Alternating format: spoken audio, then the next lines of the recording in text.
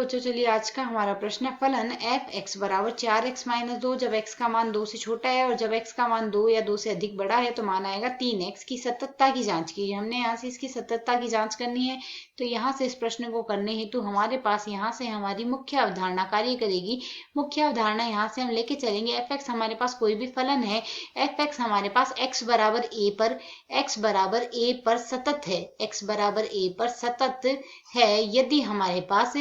x बराबर a पर फलन की जो बाईं सीमा है एल एच एल बराबर आ जाए हमारे पास फलन की दाईं सीमा अर्थात आर एच एल के बराबर आ जाए एफ ए पर फलन के मान के, तो इस स्थिति में फलन हमारे पास सतत कहा जाता है। अब यदि हम यहाँ से देखें 4x माइनस 2 बहुपद फलन है, 3x भी हमारे पास बहुपद फलन है, तो प्रत्येक बिंदु पर हमारे पास यहाँ से यह सतत होगा। अब हमने जांच केवल करनी होगी x बराबर 2 पर, तो x बराबर यदि 2 पर देखें तो सबसे पहले हम f2 का मान ज्ञात करते हैं। f2 बराबर हमारे पास क्या आएगा, दूसरे भाग में हमारे पास मान आ रहा है अर्थात 3 गुणा 2 के बराबर आएगा जो कि 6 के बराबर है। अब यदि हम यहाँ से देखेंगे बाईं सीमा निकालेंगे, एल एच एल हमारे पास क्या आएगी, लिमिट h का मान अग्रसर होगा 0 की और f2 माइनस h आएगा। f2 माइनस h का मान हमारे पास बराबर आएगा, लिमिट h का मान अग्रसर 0 की और लेंगे 2 माइनस h अर्थात 2 से छोटा मान होगा जो कि 4x माइनस 2 वाले भाग में रहता है। यहाँ से मतलब उस पर फलन मिलेगा हमारे पास 4x माइनस 2 पर, तो x की जगह प्रतिस्थापित करेंगे 2 माइनस एच, माइनस में हम लिखेंगे 2, तो जैसे ही हम h का मान 0 की ओर अग्रसर कराएंगे 8 माइनस 2 बराबर हमारे पास यहाँ से